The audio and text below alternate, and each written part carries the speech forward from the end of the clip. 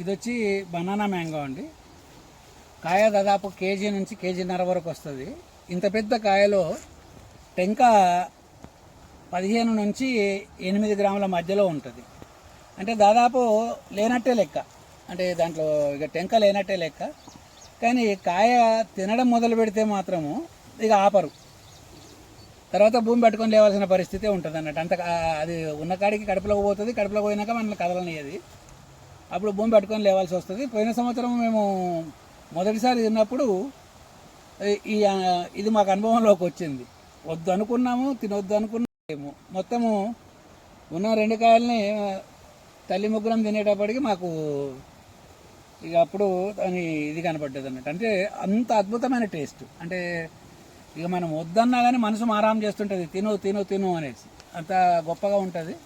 Yield కూడా చాలా మంచి ఈల్డ్ వస్తుంది. ఫ్రూట్ సైజు కూడా కనబడుతుంది కదా, ఫ్రూట్ సైజు బాగుంటుంది, ఫ్రూట్ కలర్ కూడా బాగుంటుంది.